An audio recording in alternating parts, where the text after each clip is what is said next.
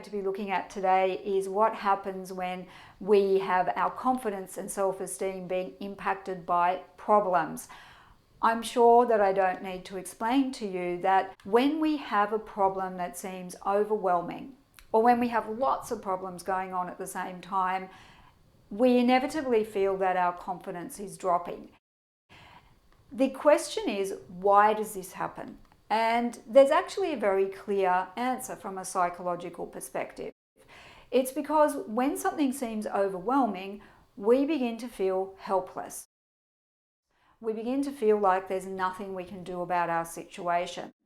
And although that's a really uncomfortable place to be, it's actually also a very useful place to be, because that discomfort can be used to get us up and working on changing our situation. And it turns out that that's a really important thing for us to do.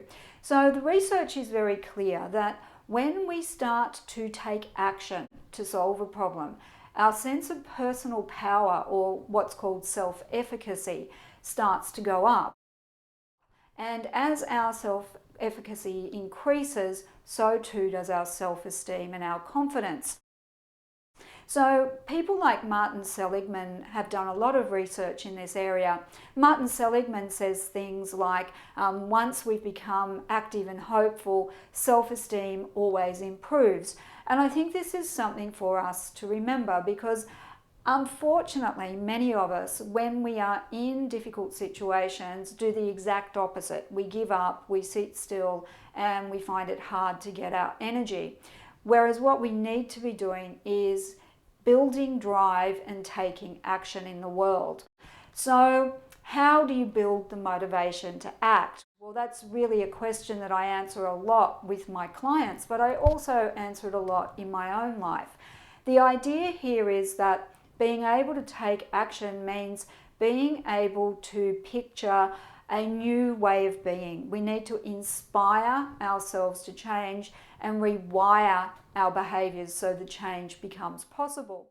So just remember that little statement, inspire and rewire. That's the objective of intervening to focus our attention away from the problem and towards a solution. The easiest way to do this is to simply answer 3 questions, which I call SMART questions for smart people. The first question is, what do you want instead of this problem state? This question is designed to make us more hopeful. The second question is, and how will things be different when you get there? What will be different? And then finally, what's one thing that you could do within the next 24 hours that will help you to get that result? So it turns out that that one thing, that one action, is what is going to inspire us to start to build momentum for change. So I hope that I've given you some inspiration around how you might start building that momentum. If you do need more resources or help with this, you can come along to one of my online courses. They're 21-day support programs where we work together to give you inspiration and tools for creating positive change.